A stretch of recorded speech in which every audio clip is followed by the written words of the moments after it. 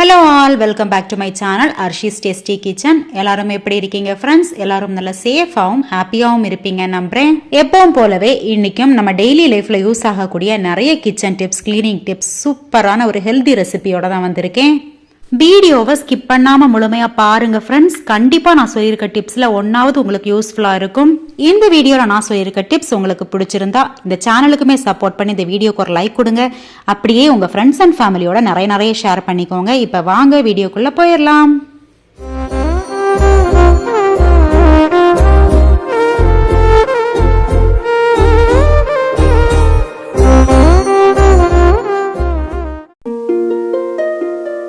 நம்ம பன்னீர் பட்டர் மசாலாலாம் செய்யும் போது இந்த மாதிரி ஒரு சின்ன பீஸ் பீட்ரூட் மட்டும் நீங்க சேர்த்து பாருங்க.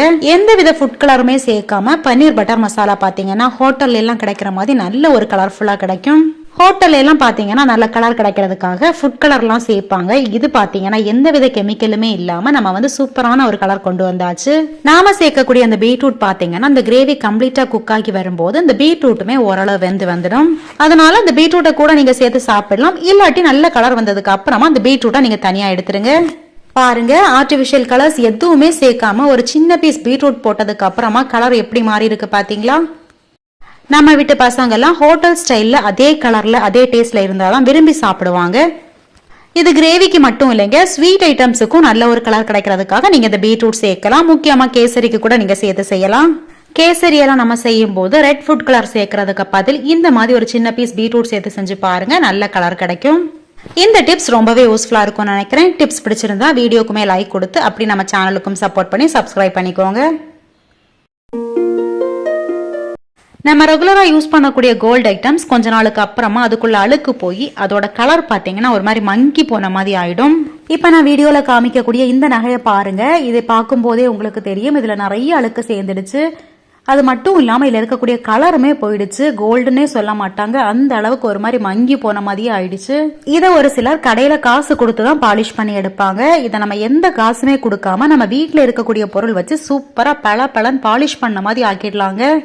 இந்த நகையை கிளீன் பண்றதுக்காக இப்ப இந்த நகையை பாத்தீங்கன்னா ஒரு சின்ன பவுல்ல எடுத்திருக்கேன். இதுல பாத்தீங்கன்னா நல்ல சூடா இருக்கக்கூடிய தண்ணி சேர்த்துக்கோங்க. நல்லா கொதிக்கிற தண்ணியாவே சேர்த்துக்கோங்க. இது கூட 1 டீஸ்பூன் அளவுக்கு மஞ்சத்தூள் சேர்த்துக்கிறேன். இது கூடவே பாத்தீங்கன்னா 1 டீஸ்பூன் அளவுக்கு சோப்பு தூள் சேர்த்துக்கிறேன். உங்க கையில சோப்பு தூள் இருந்தா சேர்த்துக்கோங்க, இல்லாட்டி லிக்யூட் சேர்த்தாலும் போதும். இது அப்படியே பாத்தீங்கன்னா ஒரு 3 இருந்து 4 மணி நேரம் அப்படியே ஊற விட்டுறலாம். இப்போ ஒரு 4 மணி நேரத்துக்கு அப்புறமா நான் எடுத்து காமிக்கிறேன் பாருங்க. ஃபர்ஸ்ட் இருந்ததுக்கும் இப்ப இருக்கிறதுக்கும் எவ்வளவு டிஃபரன்ஸ் இருக்கு பாத்தீங்களா? இப்பவே பாத்தீங்கன்னா அந்த நகையில இருக்கக்கூடிய முக்காவாசி அழுக்குமே போயிடுச்சு. இனி இந்த நகை அந்த தண்ணியில இருந்து எடுத்து மைல்டான ஷாம்பு ஏதாவது இருந்துச்சுன்னா கொஞ்சமா சேர்த்துக்கோங்க. பிரஷ் வச்சு நல்லா தேய்ச்சி விட்டுக்கோங்க. இதை ஊற வச்சு நம்ம தேய்க்கிறதுனால இதுல இருக்கக்கூடிய அழுக்குகள்லாம் சீக்கிரமா போயிடுங்க. அது மட்டும் இல்லாம இந்த மஞ்சள் தண்ணி சேர்த்து நம்ம கிளீன் பண்றதுனால அந்த கோல்டோட அந்த ஒரு எல்லோ கலர் நமக்கு கிடைக்கும். நல்ல சாஃப்டான ஒரு பிரஷ் யூஸ் பண்ணி இதை நல்லா தேய்ச்சி விட்டுறலாம். ரொம்ப அழுத்தம் கொடுத்தெல்லாம் தேய்க்க வேண்டாங்க, லைட்டா ஒன்று தேய்ச்சி விட்டாலே போதும். இந்த நகை பாத்தீங்கன்னா இதுல ஸ்டோன் எதுவுமே இல்லை. ஸ்டோன் இருக்கக்கூடிய நகையா இருந்தா அந்த மாதிரி நீங்க பிரஷ் வச்செல்லாம் தேய்க்காதீங்க. பிரஷ் வச்சு தேய்க்கும் போது அந்த ஸ்டோன்லாம் இளவறதுக்கு நிறைய சான்ஸ் இருக்கு. ஸ்டோன் இருக்கக்கூடிய நகையை சுடு தண்ணியில நீங்க இந்த மாதிரி மஞ்சத்தூள் சோப்பு தூள் போட்டு ஊற வச்சுட்டாலே போதும், அதில் இருக்கக்கூடிய அழுக்கு போயிடும். பாருங்க, நல்லா தேய்ச்சி எடுத்தாச்சு. இனி நம்ம நார்மல் தண்ணி விட்டு நல்லா ஒன்று வாஷ் பண்ணி எடுத்துடலாம். சோப்பு நுரை நிறைய இருக்கும், அதனால 2 இருந்து 3 முறை நீங்க தண்ணி ஊத்தி கழுவிக்கோங்க. நான் லாஸ்ட் முறை கழுவும் போது ஃபில்டர் தண்ணியில நீங்க கழுவிக்கோங்க, உப்பு தண்ணியில கழுவாதீங்க. இப்ப பாத்தீங்களா, ஃபர்ஸ்ட் இருந்த நகைக்கும் இப்ப இருக்கிற நகைக்கும் எவ்வளவு டிஃபரன்ஸ் இருக்கு. அந்த கலர் பாருங்க, ஒரு மாதிரி எல்லோ கலர்ல கிடைச்சிருச்சு பாத்தீங்களா? புது நகை வாங்கினா எந்த கலர்ல இருக்குமோ அதே மாதிரி இருக்கு. நம்ம வீட்டில் இருக்கக்கூடிய பொருள் வச்சு கடைகளில் எப்படி பாலிஷ் பண்ணுவாங்களோ அதே மாதிரியே நம்மளும் சூப்பரா பாலிஷ் பண்ணி எடுத்தாச்சு. நான் இன்னைக்கு இந்த நகையை ஊற வச்சதுக்கு அப்புறமா ஷாம்பு போட்டு தான் லைட்டா தேய்ச்சி எடுத்தேன். இதுக்கு பதில் நீங்க பேஸ்ட் போட்டும் தேய்ச்சி எடுக்கலாம். ரெண்டுமே சேம் ரிசல்ட் கிடைக்குங்க. லாஸ்டா இதை ஒரு காட்டன் கிளாத் வச்சு நல்லா ஒன்று தொடச்சி எடுத்துடலாம். நமக்கு ஏதாவது ஃபங்க்ஷன் வீடு ஏதாவது இருந்துச்சுன்னா முந்த நாள் நைட்டு இந்த மெத்தட்ல நீங்க நகையெல்லாம் கிளீன் பண்ணீங்கன்னா நகை புதுசு மாதிரியே இருக்குங்க. பாருங்க, இந்த மெத்தட்ல கொலுசு செயின் ரெண்டையுமே நம்ம சூப்பரா கிளீன் பண்ணி எடுத்துட்டோம். காசே செலவில்லாம நம்ம வீட்டுல இருக்கக்கூடிய பொருள் வச்சு இந்த மாதிரி நீங்களும் ட்ரை பண்ணி பாருங்க. தங்க நகையெல்லாம் இந்த மெத்தட்ல நீங்க ஒரு டைம் கிளீன் பண்ணி பாருங்க, அடுத்த முறையும் இதே மெத்தட்ல எல்லாம் கிளீன் பண்ணுவீங்க. அந்த அளவுக்கு சூப்பரான ஒரு ரிசல்ட் கொடுக்குங்க. இந்த கிளீனிங் டிப்ஸ் உங்களுக்கு ரொம்ப யூஸ்ஃபுல்லா இருக்கும்னு நினைக்கிறேன். இப்ப அடுத்த டிப்ஸுக்குள்ள போலாம். நம்ம கடைகள்ல இருந்து சேஃப்டி பின்லாம் வாங்கிட்டு வந்ததுமே ஒரு சின்ன பாக்ஸ்ல போட்டு நீங்க ஸ்டோர் பண்ணி வச்சிருங்க. அப்பதான் அது தொலைஞ்சு போகாம இருக்கும். நாம போட்டு வச்சிருக்கக்கூடிய இந்த பாக்ஸுக்குள்ள பாத்தீங்கன்னா இந்த சேஃப்டி பின் கூடாலேயே கொஞ்சமா பவுடர் சேர்த்து வச்சிருங்க. முகத்துக்கு போடுற பவுடரை கொஞ்சமா இந்த சேஃப்டி பின்னு கூட தட்டி நல்லா ஒன்று மிக்ஸ் பண்ணி வச்சிருங்க. பவுடர் இருந்துச்சுன்னா இதை நீங்க சேர்த்துக்கோங்க, இல்லாட்டி கார்ன்ஃபிளவர் மாவு இருந்துச்சுன்னா அதை கூட நீங்க லைட்டா டஸ்ட் பண்ணி விட்டாலே போதும். இந்த மாதிரி பண்றதுனால இந்த சேஃப்டி பின் பாத்தீங்கன்னா 1 வருஷம் ஆனாலும் துரு பிடிக்காம புதுசு போலயே இருக்கும். இந்த டிப்ஸுமே உங்களுக்கு ரொம்ப யூஸ்ஃபுல்லா இருக்கும், ட்ரை பண்ணி பாருங்க. அப்பளத்தை நான் சொல்ற இந்த மெத்தடை நீங்க ஸ்டோர் பண்ணி பாருங்க, 1-2 மாசம் வரைக்குமே ரொம்ப ஃப்ரெஷ்ஷா இருக்குங்க. ஒரு புது பாக்கெட்டை நம்ம ஓபன் பண்ணோம்னா ஓபன் பண்ண அன்னைக்கு நமக்கு தேவையானதை பொரிச்சிட்டு மீதம் இருக்கக்கூடிய அப்பளத்தை இந்த மாதிரி ஸ்டோர் பண்ணுங்க. நான் வீடியோல காமிக்கிற மாதிரி நம்ம எல்லார் வீட்லயும் இருக்கக்கூடிய அரிசி தட்டி வைக்கக்கூடிய இந்த டப்பாக்குள்ள நீங்க போட்டு ஸ்டோர் பண்ணி வைங்க. அப்பளத்தை வச்சு அது மேல நீங்க அரிசி போட்டு மூடி வச்சிருங்க. இந்த மாதிரி நீங்க ஸ்டோர் பண்ணி பாருங்க, 2 மாசம் வரைக்குமே இந்த அப்பளம் நல்ல ஃப்ரெஷ்ஷாவே இருக்கும். இதுல பூச்சி எதுவுமே வராதுங்க. நீங்க அப்பளத்தை எடுத்து யூஸ் பண்ணும் போதும் பாத்தீங்கன்னா அப்பளம் நல்ல சூப்பரா பொரிஞ்சு வருங்க, ட்ரை பண்ணி பாருங்க. அடுத்து அப்பளம் வச்சு இன்னொரு டிப்ஸ், எப்பவுமே நம்ம அப்பளத்தை பொரிக்கிறதுக்கு முன்னாடி 1-2 தடவை இந்த மாதிரி தட்டிட்டு அதுக்கப்புறம் நீங்க எண்ணெயில போட்டு பொரிச்சிடுங்க. ஒரு அப்பளமா எடுத்து தட்டணும் இல்லைங்க, ஒரு 10-15 சேர்த்து வச்சுட்டு இந்த மாதிரி 2-3 தடவை தட்டிட்டு அதுக்கப்புறம் பொரிச்சிடுங்க. இல்லாட்டி இந்த அப்பளத்துக்கு மேல இருக்கக்கூடிய அந்த உளுந்த மாவெல்லாம் எண்ணெயில விழுந்துடும். ஒரு தடவை நம்ம அப்பளம் பொரிக்கிற எண்ணெயை அடுத்து ஒரு தடவை கூட யூஸ் பண்ணுங்க, அதுக்கு மேல யூஸ் பண்ணாதீங்க. அப்பளம் பொரிச்சு எடுக்கிறதுக்கு இந்த ஒரு சின்ன ஃபோக் ஸ்பூன் இருந்தா போதும், ஈஸியா பொரிச்சு எடுத்துடலாம். அதே போல சின்ன ஒரு ஸ்பூன்னால இதை கழுவுறதுக்கு ரொம்ப ஈஸி. நான் வீடியோல காமிக்கிற மாதிரி இந்த மாதிரி அப்பளத்தை இந்த ஃபோக் ஸ்பூனுக்கு இடையில இந்த மாதிரி குத்தி வச்சுட்டு அதுக்கப்புறம் நீங்க எண்ணெயில போட்டு பொரிச்சு பாருங்க, அப்பளம் ஈஸியா நம்ம பொரிச்சு எடுத்துட முடியும். பாருங்க, இந்த மெத்தடை நீங்க அப்பளம் பொரிக்கும் போது எவ்வளவு அப்பளமா இருந்தாலும் நிமிஷத்துல நம்மளால பொரிச்சு எடுக்க முடியும். அப்பளம் இந்த ஃபோக் ஸ்பூனுக்கு உள்ளாடியே நிக்கிறதுனால நமக்கு எண்ணெயில இருந்து எடுக்கிறதுக்கு ரொம்ப ஈஸிங்க. அதனால அப்பளம் செவந்தே போகாது, அப்பளத்திலயுமே அதிகமா எண்ணெய் இருக்காது, எண்ணெய் எல்லாம் ஈஸியா வடிஞ்சிடும். அடுத்து பாருங்க, ஒரு அப்பளத்தை 4 கட் பண்ணி நீங்க போட்டு பொரிச்சு எடுத்துட்டீங்கன்னா கொஞ்சம் எண்ணெயிலே நம்ம சூப்பரா அப்பளம் பொரிஞ்சு வந்துடும். இந்த மாதிரி குட்டி குட்டியா கட் பண்ணி நம்ம அப்பளத்தை பொரிச்சோம்னா நம்ம குட்டி பசங்களும் விரும்பி சாப்பிடுவாங்க, எண்ணெயுமே நமக்கு கம்மியா தான் செலவழியும். ட்ரை பண்ணி பாருங்க, ரொம்பவே யூஸ்ஃபுல்லா இருக்கும். நம்ம கிராசரி ஐட்டம்ஸ் எல்லாம் ரீஸ்டாக் பண்ணும்போது இந்த மாதிரி நம்ம ஸ்டோர் பண்ணக்கூடிய டப்பா ஃபுல்லா நிறைஞ்சிடும். இதை பாருங்க, நான் நாட்டு சக்கரை ஸ்டோர் பண்ணக்கூடிய பாக்ஸ் இது ஃபுல்லா இருக்கு பாத்தீங்களா. இந்த நாட்டு சக்கரை பாக்ஸுக்குள்ள நான் அந்த ஸ்பூனை போட்டு வச்சேன்னா இந்த பாக்ஸை எனக்கு க்ளோஸ் பண்ண முடியாது. இதுக்கு என்ன பண்ணலாம்னா இந்த ஸ்பூனை திருப்பி போட்டு இந்த பாக்ஸுக்குள்ள வச்சு பாருங்க, ஈஸியா வச்சிடலாம். பாக்ஸையுமே பாத்தீங்கன்னா ஈஸியா க்ளோஸ் பண்ணிட முடியும். யூஸ் பண்றப்ப ஸ்பூனை உள்ள இருந்து எடுத்துட்டு நீங்க யூஸ் பண்ணுங்க. இந்த டிப்ஸ் பாத்தீங்கன்னா நிறைய பேருக்கு தெரிஞ்சிருக்கலாம், தெரியாதவங்களுக்காக சொல்றேன். சிம்பிளான ஒரு டிப் தான், ரொம்பவே யூஸ்ஃபுல்லா இருக்கும். நம்ம குழந்தைங்களுக்கு ஸ்கூலுக்கு கொடுத்து விடுறதுக்கா இருந்தாலும் சரி, நம்ம வீட்டு தேவைகளுக்கா இருந்தாலும் சரி, வாட்டர் பாட்டில் பாத்தீங்கன்னா 4-5 கண்டிப்பா வாங்கி வச்சிருப்போம். ஆனா எல்லா பாட்டிலையுமே நம்ம கண்டிப்பா டெய்லி யூஸ் பண்ண மாட்டோம். ஒரு சில பாட்டில் பாத்தீங்கன்னா அப்படியே இருக்கும், என்னைக்காச்சும் ஒரு நாள் தான் யூஸ் பண்ணுவோம். கொஞ்ச நாள் யூஸ் பண்ணாம பாட்டில் அப்படியே க்ளோஸ் பண்ணி வச்சுட்டோம்னா அந்த பாட்டில இருந்து ரொம்ப பேட் ஸ்மெல் வரும். அடுத்து நம்ம யூஸ் பண்றப்ப என்னதான் லிக்யூட் ஊத்தி கழுவுனாலுமே அந்த ஸ்மெல் போகவே போகாது. இதை அவாய்ட் பண்றதுக்கு என்ன பண்ணலாம்னா நம்ம யூஸ் பண்ணாத பாட்டில்ல 1-2 கிராம்பை போட்டுட்டு அதுக்கப்புறமா க்ளோஸ் பண்ணி வச்சு பாருங்க. அதிகமாலாம் போடணும்னு அவசியம் இல்ல, 2 கிராம்பு போட்டு மூடி வச்சு பாருங்க. அதுக்கப்புறமா நம்ம ஓபன் பண்ணும்போது நல்ல ஒரு ஸ்மெல் தான் நமக்கு வரும். பாட்டில் தேவைப்படுறப்ப லைட்டா ஹாட் வாட்டர் ஊத்தி நல்லா கழுவிட்டு நீங்க யூஸ் பண்ணலாம். இந்த கிராம்புமே பாத்தீங்கன்னா உடம்புக்கு ரொம்பவே நல்லது.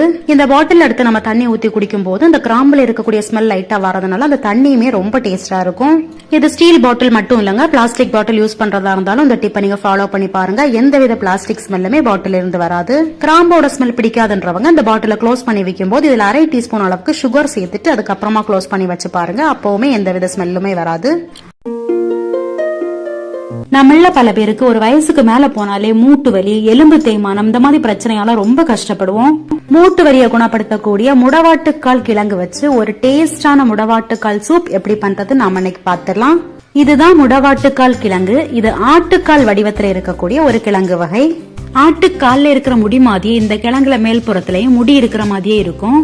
இந்த கிழங்கோட தோல் நீக்கிட்டு பார்த்தா உள்ள வெள்ளை நிறத்துல தான் இருக்கும்.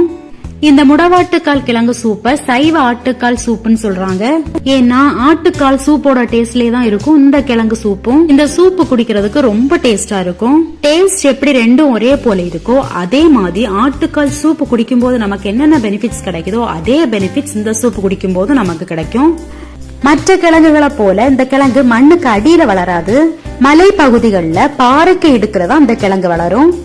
இந்த கிழங்கோட சூப்பு முன்னாடி எல்லாம் ஏற்காடு போனாதான் அங்க கிடைக்கும். இப்ப அப்படி இல்ல, எல்லா ஆர்கானிக் ஷாப்லயுமே இந்த கிழங்கு அவைலபிளா இருக்கு.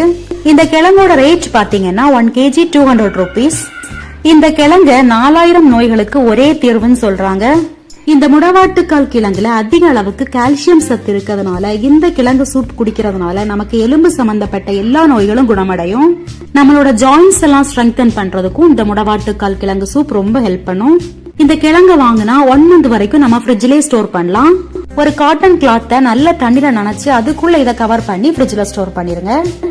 இன்னைக்கு நம்ம சூப் வைக்கிறதுக்காக ஒரு கிழங்குல இருந்து ஒரு சின்ன பீஸை மட்டும் கட் பண்ணி எடுத்துக்கிறேன். இந்த அளவுக்கு எடுத்தாலே போதும், ஒரு 4 பேருக்கு சூப் வைக்கிறதுக்கு கரெக்டா இருக்கும். இந்த கிழங்கு நான் வாங்கி ஒரு 10 days ஆகுது. பாருங்க எவ்வளவு ஃப்ரெஷ்ஷா இருக்கு. இது எடுத்திருக்க இந்த ஒரு பீஸையும் நல்லா கிளீன் பண்ணி எடுத்துடலாம். இப்ப இந்த கிழங்கோட தோல் எல்லாம் நீக்கிடலாம்.